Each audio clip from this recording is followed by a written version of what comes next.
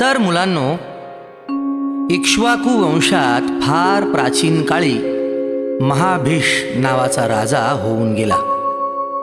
हा महाभीष राजा इतका पुण्यवान होता की मृत्यूनंतर त्याला आपोआपच स्वर्ग मिळाला. ब्रह्मदेवाच्या सभेत बसण्याचा बहुमान त्याला मिळाला. तर असंच एकदा ब्रह्मदेवाच्या सभेत तो बसलेला असताना इतर नद्यांबरोबर गंगा आली. महाभीष राजा आणि गंगा एकमेकांवर मोहित झाले. पाहता क्षणी एकमेकांना आवडले. हे पाहून ब्रह्मदेवांनी महाभीषाला पुन्हा मानवजन्म घेण्याचा शाप दिला.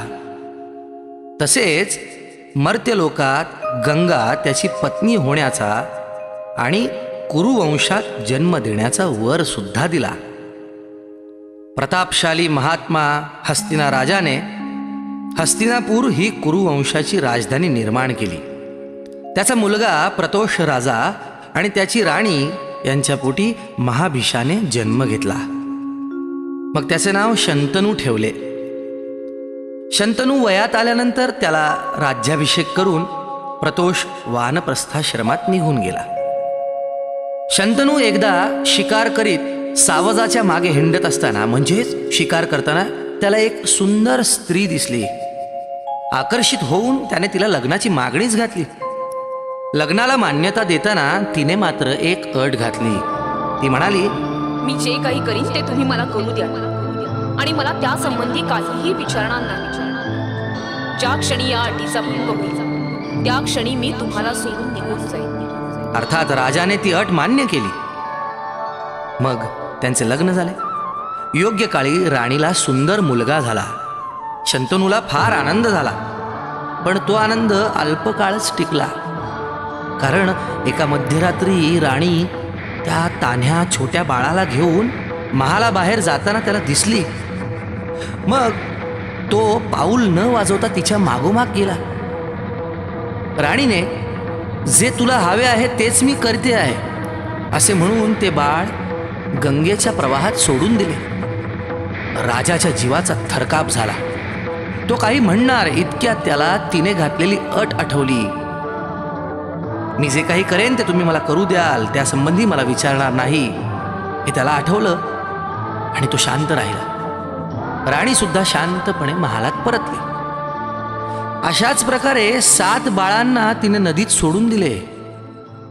8व्या बाळाला सोडायला आली असताना राजाने तिला हटकले आणि मला, थांब थांब, हे काय करतेस? महाराज, मी गंगा ब्रह्मदेवाच्या शापानं आपली पत्नी झाली. मी अष्टवसूंशी केलेल्या कराराप्रमाणे 7 अष्टवसूंना मुक्ती दिली. हा पुत्र मात्र आपल्याला योग्य वेळी भेटेल. हा कुळाचा उद्धार करता होईल. पण आपण अटीचा भंग केला म्हणून मी आपल्याला सोडून जात आहे. असं बोलून गंगा प्रवाहात बाळासहित अदृश्य झाली. खिन्न मनाने शंतनू परत आला. तो उदास राहू लागला. एकदा गंगा किनारी गंगेची भेट जिथे झाली होती त्या स्थानावर तो सहजच गेला. बघतो तर नदीचा प्रवाह क्षीण झालेला. प्रवाहाच्या वरच्या दिशेने थोड्या अंतरावर एक तेजस्वी बालक नदीच्या प्रवाहात अशा प्रकारे बाण मारित होता की त्याचा बांध तयार होऊन पाणी अडवले जात होते. त्या मुलाचे लक्ष राजाकडे जाताच त्याने पाण्यात उडी घेतली आणि तो अदृश्य झाला. राजा आश्चर्यचकित झाला. तो गंगेच्या पात्रात उभा राहून गंगेला उद्देशून म्हणाला, जान्हवी, हे तेजस्वी बालक कोण आहे? याला एवढे सामर्थ्य कसं काय मिळाले? महाराज, हाच आपला 8वा पुत्र. याचं नाव देवव्रत. मी याला क्षत्रिय राजाला उचित असं सगळं शिक्षण दिलंय. हा सर्व कला आणि विद्या, वेदांग, शस्त्रविद्या, धनुर्विद्या यात प्रवीण झालाय. हा दीर्घायुषी होईल. युद्धात हा अजय आहे. हा संपूर्ण भरत कुळाचा उद्धार करता ठरेल. आजपासून तुम्हीच त्याला सांभाळा. पुत्रभेटीने शंतनूचा आनंद गगनात मावेना. तो त्याला राजधानीत घेऊन आला. सर्व प्रजाजनांनी त्याचा स्वीकार केला आणि मग हळूहळू शंतनूने आपला सर्व कार्यभार देवव्रतावर सोपवला. आणि मग कालांतराने देवव्रत राज्यकारभार अतिशय कुशलतेने करत असल्याचे पाहून शंतनूने त्याचा निरोप घेतला.